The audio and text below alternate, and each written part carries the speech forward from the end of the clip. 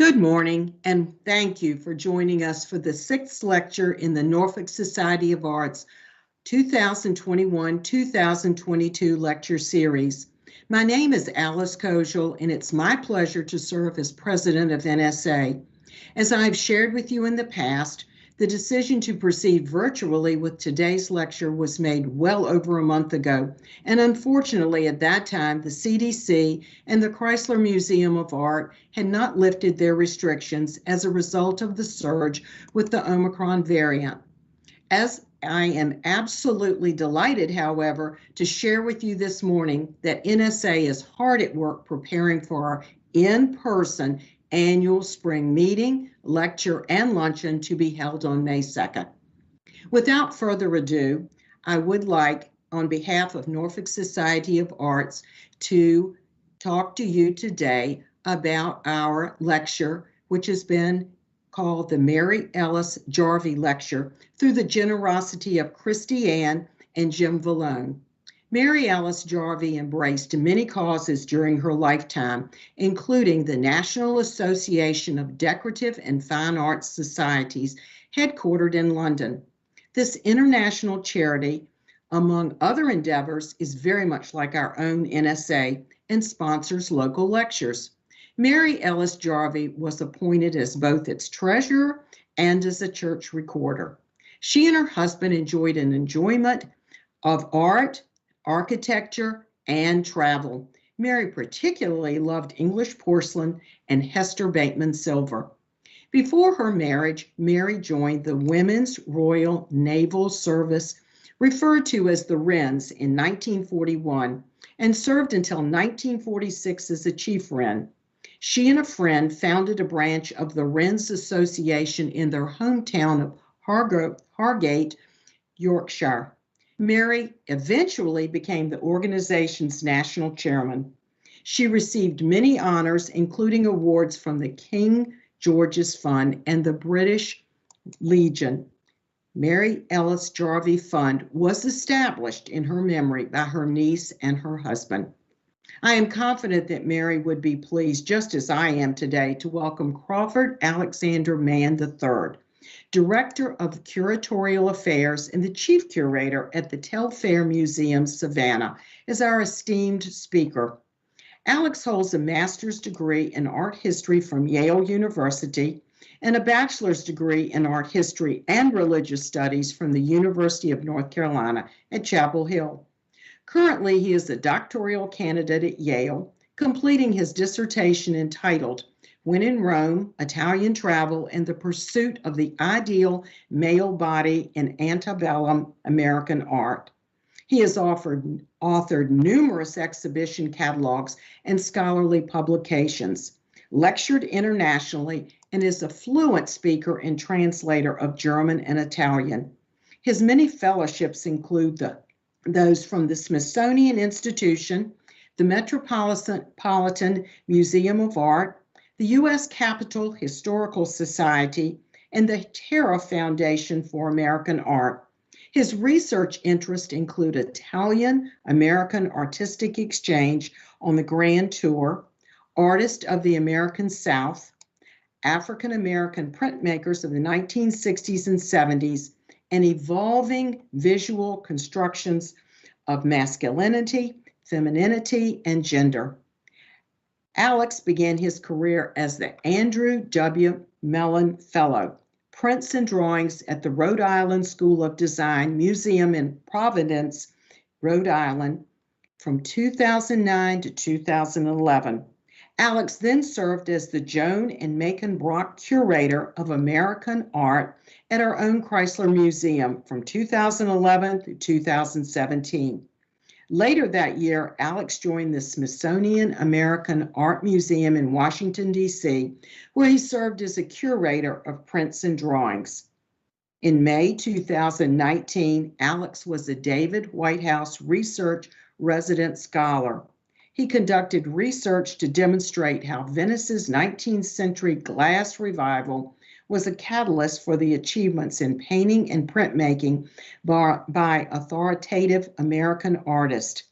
In addition, he organized world-class exhibitions, including major upcoming survey, Sargent, Whistler, and the Venetian Glass, American Artist, and the Magic of Murano.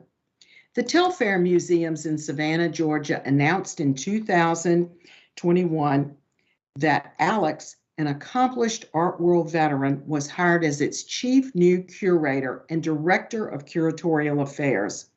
Ben Simons, the museum's CEO, executive director at the Telfair, commented, Alex's impressive experience at major institutions, his love of art and history, and his wide range expertise in American art will make us even stronger as we shape our vision for the future.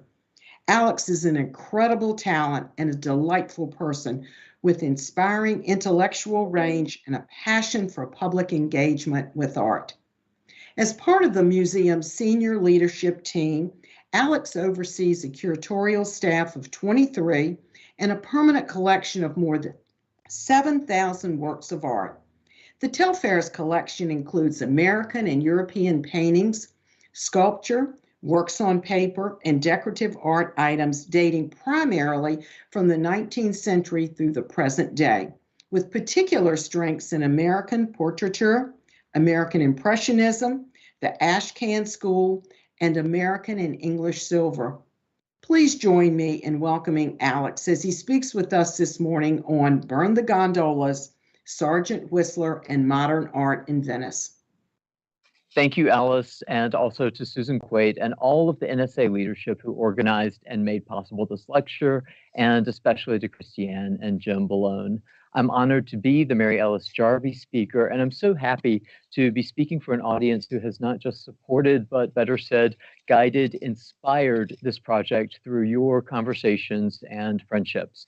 The mission of the Chrysler is to bring art and people together, and I very much wish we could be physically together in the Kaufman Auditorium right now, because our story today, this research, began with a presentation I gave on that stage in December of 2013 about this painting, Venice, created in 1898 by American artist Thomas Moran, currently on view. Go see it. During the peak years of his career, Venice, cityscapes like this with bright skies and juicy swirling clouds were one of Moran's favorite subjects, even though he's best known today for his landscape paintings of the American West. In his lifetime, his pictures of Venice received equally high critical acclaim and sales. Moran sensed the potential appeal of Venetian subjects on his first visit to Venice in May of 1886 and described it to a colleague shortly after in a letter, writing, Venice is an inexhaustible mine of pictorial treasures for the artist and of dreamy remembrance to those who have been fortunate enough to visit it.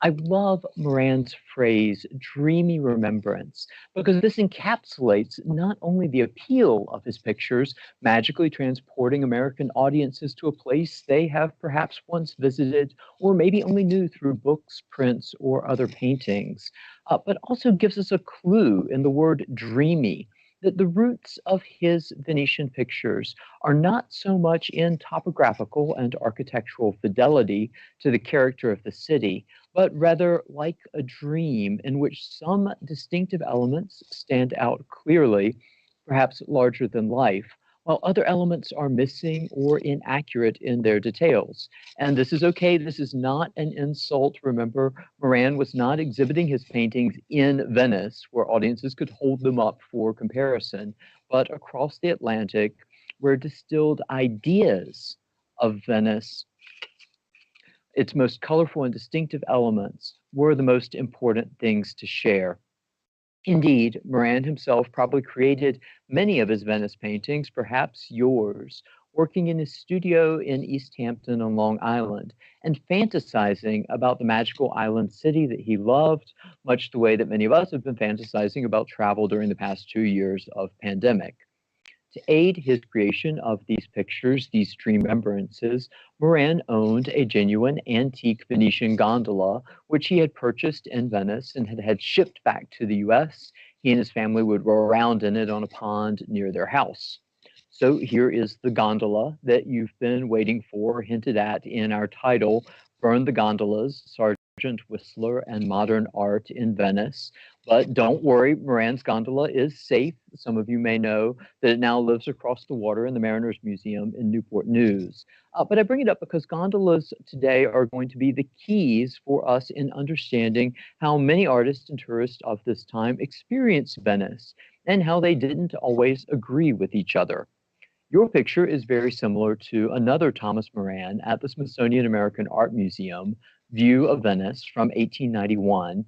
And together, these present a romantic style of painting, a mode of looking at Venice with the guiding principles of beauty, history, the power of art to generate emotions, working through familiar patterns and formula. As you see, these patterns, the stereotypical postcard Venice is all about water, sky, Gothic arches, Renaissance domes, sailboats, gondolas, and other timeless elements. In fact, a painting by Moran gives us no clues as to whether he is depicting Venice of the 17th century during its political and economic heyday or Venice of his own time.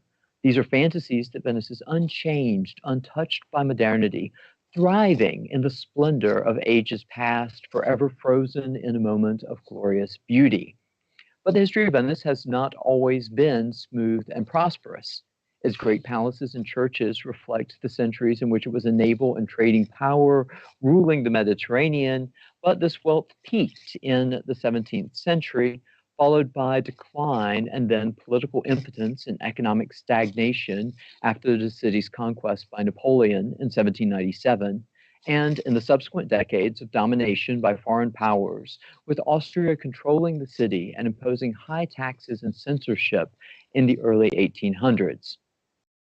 Fortunes improved in the 1860s with the Risorgimento, the wars for the independence and unification of the Italian peninsula into a single nation state, which ultimately culminated in the creation of a constitutional monarchy, which Venice joined in 1866. Thus, Venice flourished between the 1400s and 1700s, then had a deep decline through the early 1800s, and it was desperate for a stimulus package by the 1860s. Once the Italians were self-governing again, infrastructure was a top priority. The city built bridges and expanded the harbor and its shipbuilding facilities. In addition, the local government contributed to economic development by embracing the city's historic and architectural treasures. Don't we wish our government would take lessons like that today?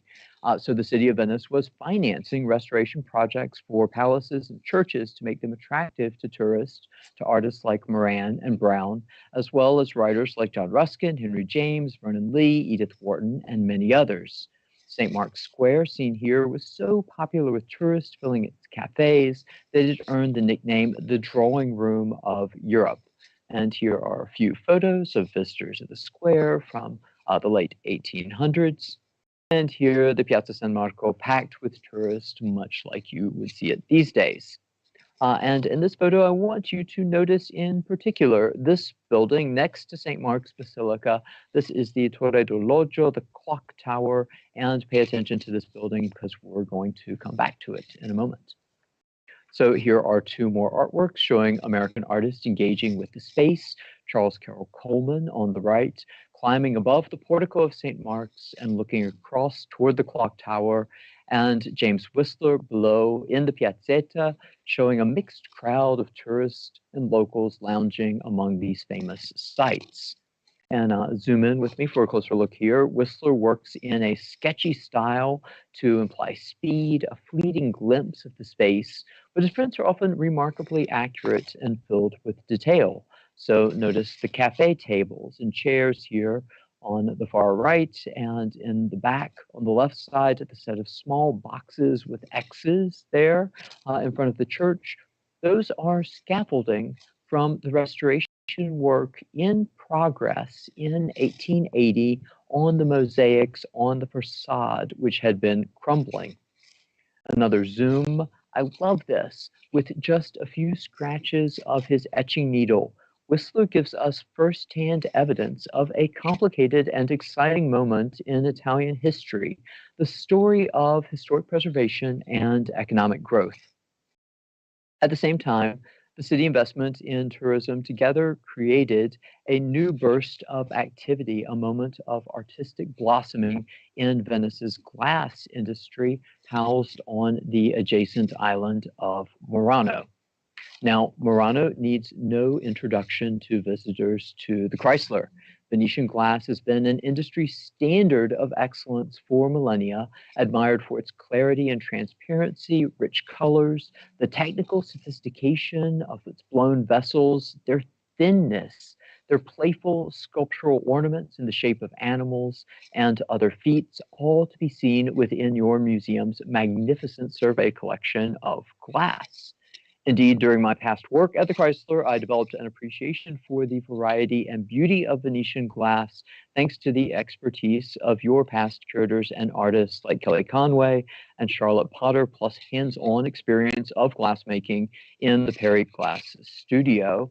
And this sparked the idea for an exhibition examining glass and fine art together, now on view at the Smithsonian American Art Museum. Sargent, Whistler, and Venetian Glass, American Artist, and the Magic of Murano. In this show, you'll find a holistic and integrated perspective on art making and art collecting in Venice in the late 19th century, in which trends in the fine arts, paintings, prints, watercolors, are shown to be developing in parallel with Venetian decorative arts of the period, including blown glass, glass beads, glass mosaics, lace, and other crafts.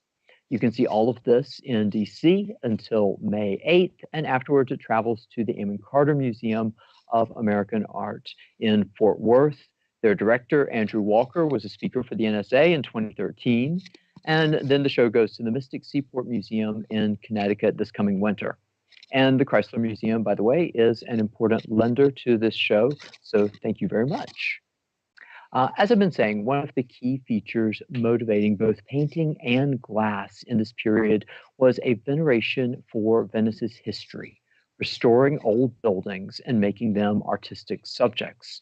Glassmakers likewise reprised historical styles and forms, as you see this nef or pitcher in the shape of a boat with delicate hot-worked rigging, a Renaissance-era form known through surviving examples in pattern books, and then copied during the glass revival. The biggest test of skill for a 19th century glassmaker was to make a replica like this of the Guggenheim cup, another famous antique, a 17th century lidded goblet whose stem is an impossibly intricate three-tiered scaffold of hot-worked glass rods. The Guggenheim cup is 26 inches tall. Think about this. That is too big to travel home in your carry-on bag. If you buy one of these in Venice, you need to ship it. And that's also a scary thought because it is so fragile and at the same time so difficult to make in the first place. And yes, we have one of these in the exhibit, something you absolutely need to see in person. Like the view paintings of Thomas Moran, this masterpiece of glassmaking prowess and extravagance is fundamentally a historically oriented object, a work of art whose appeal and value are tied to an appreciation for Venice's past, for an age of luxury. And like a gondola, these works of glass are more decorative than practical, objects that we admire for their craftsmanship and graceful curves, in addition to their sense of. But as the title of my talk suggests, not all artists of the turn of the century subscribed to this enthusiasm for Venice's decadent past. Bruciamo le gondole, poltrone ad ondolo per cretini. Burn the gondolas, those swings for fools. This provocative exhortation appears within a short essay written in 1910 by Filippo Tommaso Marinetti. It begins, "We renounce the old Venice, enfeebled and undone by worldly luxury. We renounce the Venice of foreigners, market for counterfeiting antiquarians, magnet for snobbery and universal imbecility. As you can see, it's a litany of complaints arguing that Venice had become cheapened and commercialized within its recent tourist boom, that its adoration for the past was a disease. Marinetti's rant continues with a blasphemous destruction of other romantic and beloved features. Let us fill in its little reeking canals with the shards of its leprous, crumbling palaces, he writes. His title for this series of insults and instigations is Venezia Futurista, Futurist Venice, setting up a fight between his viewpoint and its opposite, Passatista. Elsewhere, he republished the essay with the title Contro Venezia Passatista, or Against Pastist, Past-Loving, Past-Oriented Venice, a poet inventing these words to create an angry dichotomy between old and new, between history and the future. And Marinetti was founder of the Futurist movement, a radical group of young Italian artists, poets, musicians, and writers who start to chart a new direction for Italy's art and society, working in an abstract, somewhat cubist style of painting with machinery, skyscrapers, and movement as favorite subject matter, things they optimistically associated with the world of tomorrow. In their minds, gondolas symbolized a perspective that was passatista, backward-looking, head stuck in the sand, trapped by tradition, self-censoring, and absent of imagination. A work like Thomas Moran's Venice would have made their blood boil, a topographically and architecturally inaccurate painting made by a foreigner cherry-picking architectural elements to create a distorted view of the city specifically for a non-Italian audience. In their mind, artists like Moran are limited by a traditional artistic vocabulary, producing fundamentally formulaic and commercial work that does nothing for advancing the field of art. Futurist paintings, by contrast, celebrated technology, speed, cars, airplanes, electricity, skyscrapers, efficiency, productivity, innovation, and motion. A textbook example is The Dynamism of a Soccer Player by Umberto Boccioni, one of Marinetti's colleagues, with figures in the sequence of the movement of the athlete's body across the canvas all at once. Or this painting by Giacomo Balla, Lampada d'Arco, or Street Lamp, in which a vibrant burst of electric beams shoots like darts through the air and outshines the meager glowing crescent of the moon. When the Futurists originally wrote their manifesto, Venezia Futurista, they literally flung copies of this denunciation into the faces of the Venetian people in a dramatic public spectacle. On April 27, 1910, Marinetti, Boccioni, Balla, and other members of the group climbed to the top of the Torre d'Orologio, the clock tower overlooking Piazza San Marco, and ceremonially flung thousands of copies of this pamphlet down into the square. Marinetti claimed that it was 800,000 copies, but he probably exaggerated. Nonetheless, it made international headlines. Quote, Italy is strangled, ruled by the dead past, newspapers said. With this act, the Futurists saw themselves as starting a war, courting controversy, inviting the Venetians to respond, daring the world to argue with them, to give them further opportunities to attack and insult the art establishment, and to make a case for their vision. However, if you look more deeply at the Venetian art scene of this period, of the span between the 1870s and the early 20th century, you'll see that Venice was not at all hostile to modern art. A chief goal of my exhibition at the Smithsonian, Sargent Whistler and Venetian Glass, was to show that appreciation for the past and future could go hand in hand, and that Venice had actually been nurturing experimentation and already serving as a turning point for many artists, especially Americans. You see this in the protagonist of the exhibition, some of our favorite artists. Take first John Singer Sargent. This is corner of the Church of San Stai, painted in 1913.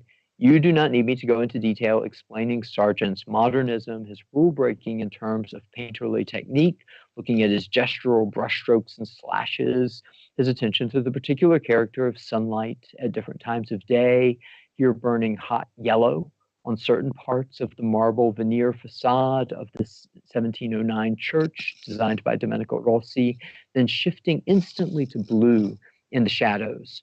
But what I want to draw your attention to in this picture, and perhaps what Marinetti and the Futurists might have appreciated, is the subject matter and the perspective.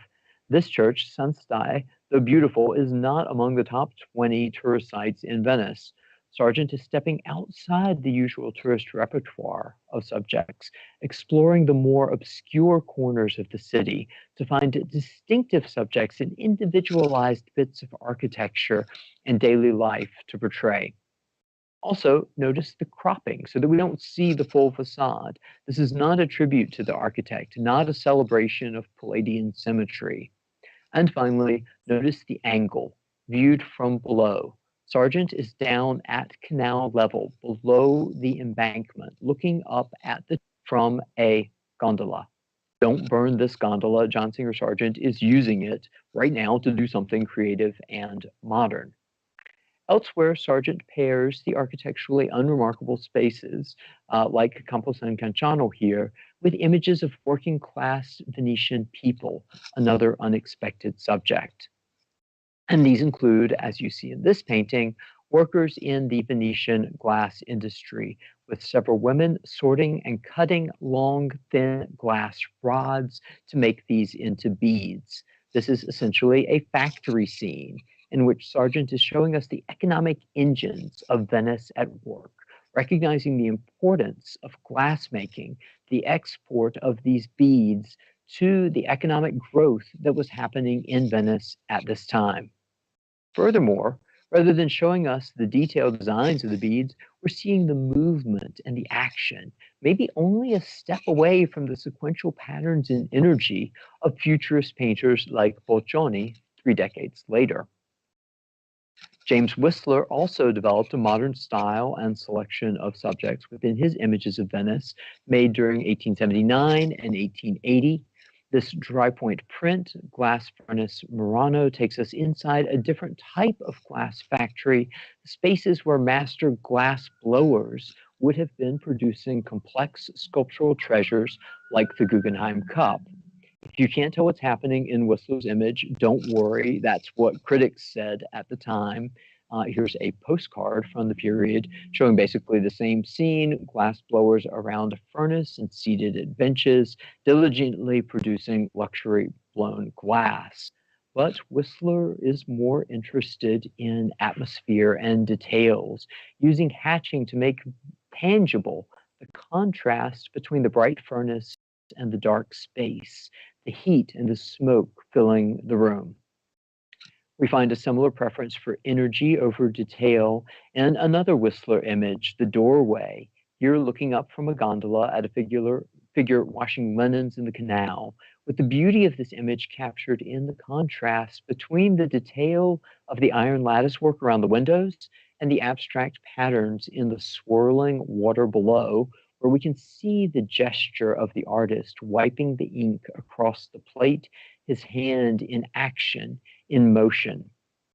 Likewise, in the image of the furnace on the right, we see a giant swirl around this open doorway viewed at night from a canal, the artist presumably in a gondola again when recording the scene.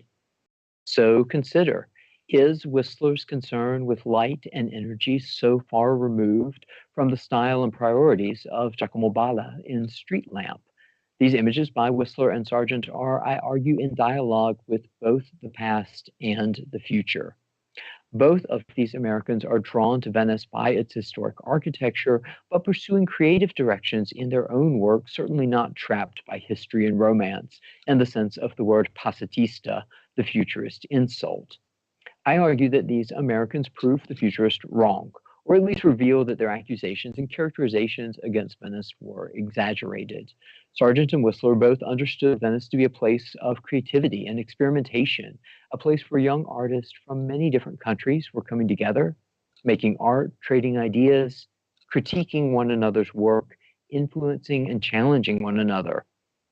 The activities of the glass industry on Murano contributed to this progressive character of the Venetian art scene, with glassworkers encouraged not just to replicate antique masterpieces, but also to experiment, to push their skills, invent new colors and forms, as you see in this one-of-a-kind fish and eel sculptural vase, and in the ruby-colored goblet with a knot stem in the shape of a pretzel, an elegant and simplified alternative to the extravagant flame working created for other cups. Meanwhile, the city of Venice actively invested in the arts not just through restoration projects, but also public exhibitions, creating opportunities for artists to show their work and connect with patrons. In 1887, Venice presented the Esposizione Nazionale Artistica, a fine arts fair reportedly showcasing more than 1,000 paintings and statues. Its opening, featuring illuminated festivities and King Umberto I in attendance, received international press attention. And following the success, the city launched its Biennale art series in 1895. Venice will be a mecca for art lovers, reported one American reviewer at the first Biennale, noting the show's rigorous standards and contemporary focus. Quote, "No works are to be admitted that are not really original and select." One of the top prizes at the show, at the first Biennale, with a value of 2,500 lire, was awarded to none other than our friend James Whistler for Symphony in White #2, The Little White Girl, now in the collection of the Tate. So America's leading artists continued to receive recognition at subsequent Biennale and soon occupied dedicated rooms within the show. Exhibitors at the second Biennale in 1897 included John Singer Sargent, Charles Carroll Coleman, Julius LeBlanc Stewart, Elie Vedder, and several other Americans. Although Whistler's work was not shown that year, he and Sargent were appointed to represent the United States on the exhibition's Committee of Celebrity Patrons in 1897 and again in 1899. Among America's leading artists, these two, Sargent and Whistler, held especially strong reputations for work that challenged conventions and forged new directions, fitting the profile of the show and Venice's self-branding as a city for modern art. The Biennale soon inspired satellite exhibitions, alternative spaces where younger artists, those not selected for presentation in the main fair, displayed even more progressive work. Chief among these was the Capezzaro, a palace donated to the city of Venice in 1898 by the Duchess Felicita Bevilacqua La Massa, given expressly to the city for its use in collecting and showing contemporary art. In 1908, a 24-year-old named Nino Barbantini became director of the Capezzaro and organized a string of exhibitions of young artists here, making it no doubt one of the most edgy art spaces in Europe at that time, all in a city-owned building. And the Capezzaro continues to serve today as Venice's official museum space for modern and contemporary art. Thus, when the Futurists climbed the Torre d'Orologio on April 27, 1910, to shower St. Mark's Square with their leaflets saying "Burn the Gondolas," they were performing this stunt just 1 week after the opening of the 1910 Venice Biennale, which had started on April 22nd. Press and posters for the Biennale here. No doubt that week, the first week of the Venice Biennale, contemporary art was the talk of the town, and this manifesto probably found many readers who were very sympathetic to its overall avant-garde message, though I suspect very few of them would have actually wanted to fill in the canals. However, despite the intentions of the organizers of the Biennale to promote contemporary art, to make Venice a city that welcomed creativity and invention, and remember, the Biennale at that time displayed exclusively work by living artists, though this is not the case anymore. Now they show whatever they want, a much wider range. And despite the presence of multiple competing spaces to view cutting-edge art in Venice, The conflict between old and new, between Venice's past and its present, was very real. So back to Piazza San Marco on April 27th, 1910. Here's the Basilica of San Marco and the clock tower from which the Futurists dumped all of their leaflets, and the giant campanile, the bell tower. But in 1910, when the Futurists were proclaiming that Venice should tear down its crumbling palaces and use the rubble to fill in the canals, the piazza did not actually look like this because the campanile, the bell tower, had already fallen down. 8 years earlier, on July 14th, 1902, around midday, a loud crack echoed across the piazza. The Venetians had known that the campanile was unstable and overdue for repair, so they quickly evacuated the area, and then they watched as the whole thing collapsed on top of itself in a giant pile of rubble. Luckily, there was minimal damage to other buildings, and no one was hurt except for one very unlucky cat. But the pride of the Venetians was devastated. Their tallest structure, a symbol of the city, was gone. This was international news. And here are a few dramatic postcards purporting to show the collapse. These are all period fakes. There were actually no photographers present to catch the tumbling of the campanile on camera. But here, the giant pile of rubble that sat in the piazza for the next few years, these photos are real. As the Venetians raised funds for the rebuilding, there was intense debate about the design for the new campanile. Some said this was an opportunity for Venice to do something fresh. Paris had the Eiffel Tower. New York was building skyscrapers. How should Venice proceed? In the end, the city authorities took a strictly historical approach, replicating the old tower almost exactly. Com'era dov'era was the project's slogan, as it was where it was. Souvenir items were produced to commemorate the event and support the rebuilding, including coins and a glass cup known as the Campanile Cup, a replica of a decorated Renaissance-era drinking glass that had been found in those piles of rubble. The rebuilding of the Campanile took a decade and was completed in 1912 to great fanfare. However, in 1910, the project was only half complete, a partial tower with scaffolding at the top, much like you see in this postcard in the center for the 1909 Venice Biennale, or in the etching by American artist Joseph Pennell on the left, viewing the construction from the square below. So now, picture Marinetti and his futurist friends condemning Venice for its backward-looking obsession with the past and its pandering to the tourist, its failure to modernize, as they stand on the balcony of the clock tower and look across the piazza at the half-rebuilt Campanile, no doubt a criminal missed opportunity in their eyes.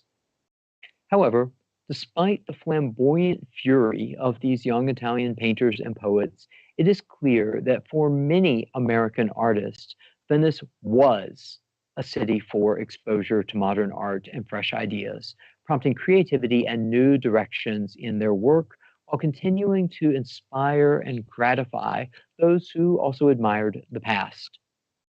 On one hand, the futurists threatened to kill the moonlight, replace it with electricity, and to burn the gondolas. But as we see in this painting by American artist Arthur Carles, moonlight and gondolas, the crisscrossing of shadowy hulls, and the ambiguous echoing of the full moon and carnival lanterns can themselves be a wildly abstract and visually playful subject, a perfect space to explore colors, shapes, and reflections. Which one of these circles is the moon?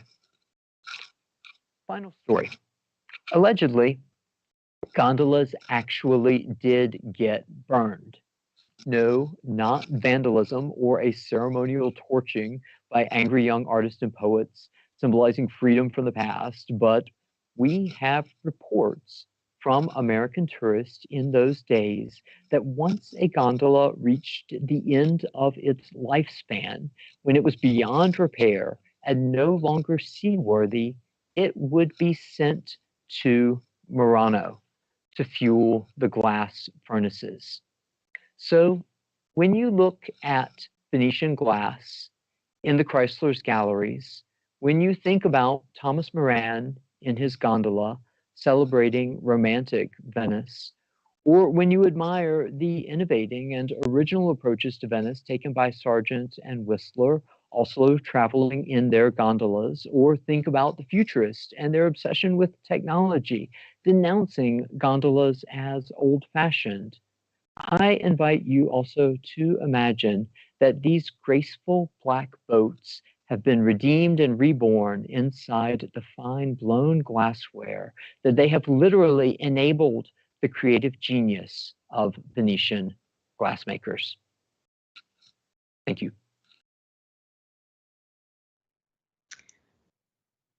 Thank you, Alex, for your insightful, personal, and informative lecture into your exhibition, Burn the Gondolas, Sargent, Whistler, and Modern Art in Venice. Because of your expertise on the subject, I gained a great deal more insight and perspective into early Venice, and now I more clearly understand your analogy between the gondolas and Venetian glass. Thank you for agreeing to take questions from our audience this morning. The first question that I have received: with so many magnificent, notable, and majestic cities in Europe to choose from, why did you make the decision to focus on Venice and gondolas? Thank you so much. This is an easy question in some ways. Why not Venice? Just personal love of these objects. I've always been a tremendous fan of Sargent and Whistler, and I know that many museum goers are as well. And so in all exhibitions and projects, it's most fun and gratifying for me personally to organize projects that give us opportunities to have conversations together around beautiful things. But in a bigger sense, the job of the museum is to produce new scholarship, to dig a little bit deeper, to make these conversations richer, or to start a new conversation that isn't happening yet.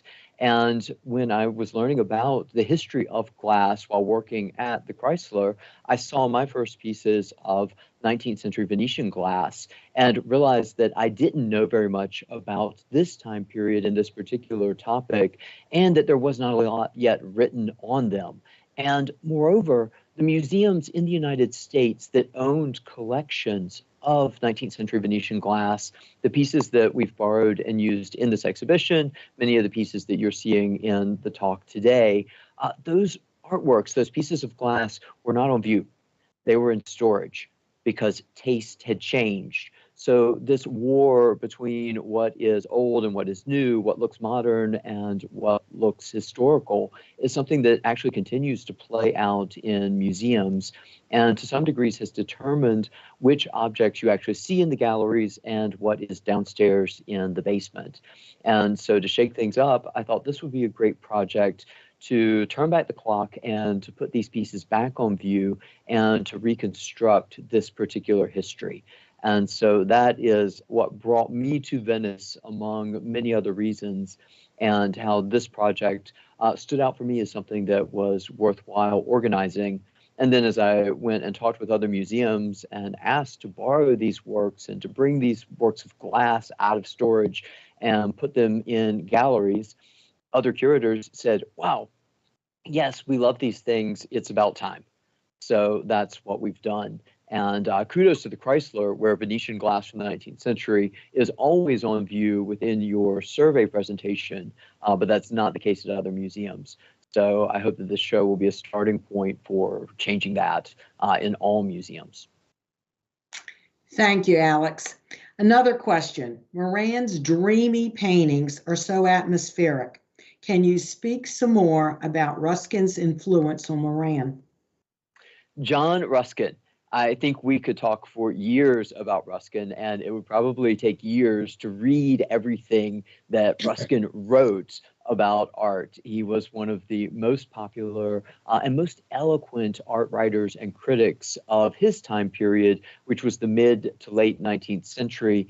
And in particular, his book, The Stones of Venice, which came out in the 1850s, was already over 2 decades old by the time Thomas Moran and John Singer Sargent and Whistler as well made their first trips to Venice in the 1870s, 1880s, and beyond. So everyone has read Ruskin.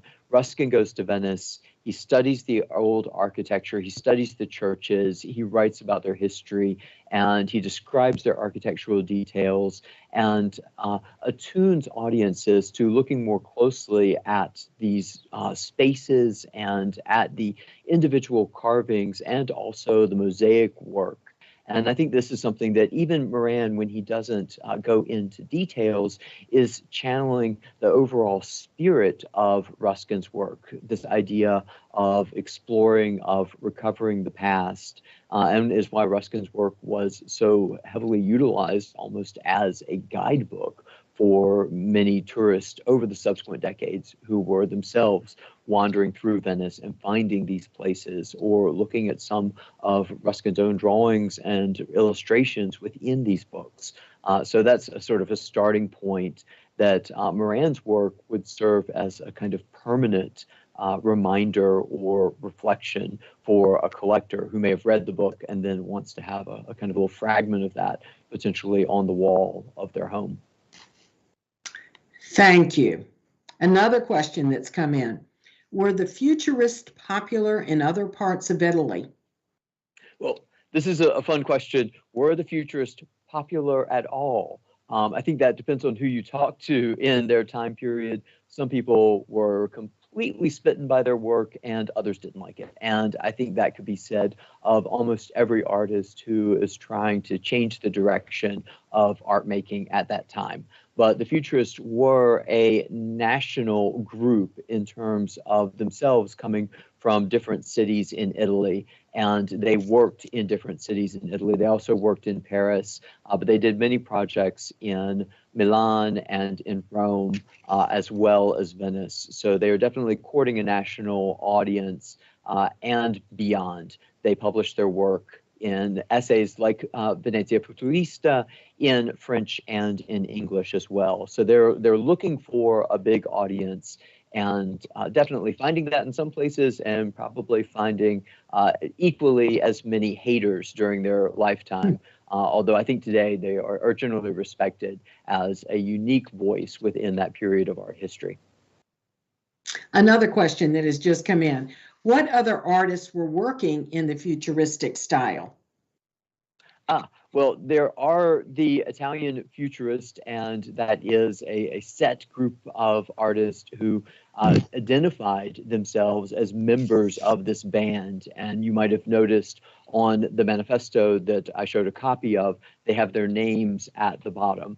So that is Russolo, Carrà, in addition to Marinetti and Balla and Boccioni. But then there are other artists from other countries who are looking at their work and potentially influenced by it if they would not have necessarily called themselves futurists. So I think we can see elements of Picasso's work or Braque's that are responding to ideas of movement that you find, and painters, even British artists and Americans from that time period, were traveling to Italy and looking at the work of the futurists and then bringing that back into some of their own work from that time period. So they had echoes around the world, even if their own identity as a group was actually strictly defined as membership.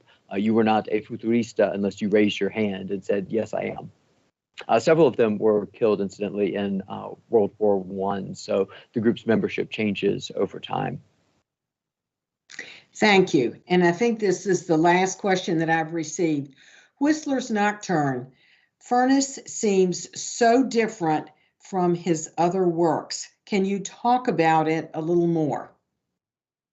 Indeed. Nocturne Furnace is one of about 40 prints that Whistler did, around 40, 45 in that neighborhood, during about a 16-month period that he spent in Venice between 1879 and 1880. So we can look at all of the Venetian prints as a set and see that, in fact, yes, his style does range. Some are more architecturally and topographically oriented, where you can see space, you can see a piazza or a bridge or the facade of a building. And others are very spare and empty, just a kind of open view across the lagoon with a single ship or an island in the distance. Or, and I think this is the nature of the question, what we saw in Nocturne Furnace, which was simply this open doorway with a dark swirl around it. And I think that's Whistler moving in different directions and not pinning himself down into a single visual mode, and then imagining that a collector who is buying several different prints from his Venice sets might want this variety of voices that I think in some ways kind of captures a little bit the experience of Venice, that as you, as a tourist yourself, walking through the city, sometimes you are down in a dark, narrow passage with just a little light at the end of this tunnel. And then you emerge from that passage and suddenly you're in the Piazza San Marco with a great open space in front of you. And so I think the difference in his styles is actually characterizing some of the magic of moving through the city and the architectural variety and the light and dark that you'll feel and see when you're there. Thank you. Alex, you are a wealth of information. The Norfolk Society of Arts Board deeply regrets that we were unable to host you personally in Norfolk, but we do so appreciate the coordination it required on your part to present your lecture today virtually. I'm happy to share with viewers that Alex's lecture will remain on our NSA website throughout our 2021-2022 season. Our next lecture will be held on Monday, May 2nd at 10:45 at the Chrysler Museum of Art. We feel fortunate, extremely fortunate, to welcome Paul B. Redmond, President and Chief Executive Officer, Longwood Gardens, as our lecturer. Paul will speak with us on Longwood Gardens' grand designs. The members of the NSA board look forward to welcome you, each of you, in person to our final meeting, lecture, and luncheon. Please look for our invitation to arrive in the mail shortly. We anticipate that seating will be limited at the lecture and our annual luncheon, so I encourage you to please return your acceptance as soon as possible. Please remember that you can always find the most current information about our upcoming lectures on our website, www.norfolksocietyofarts.org. Additional information about our honoree today, Mary Ellis Jarvi, will remain on our website. Again, thank you for attending our lecture today. I look forward, as do other members of our board, to personally welcoming you back to the Chrysler on May 2nd. Be safe and stay well. All the best to each of you.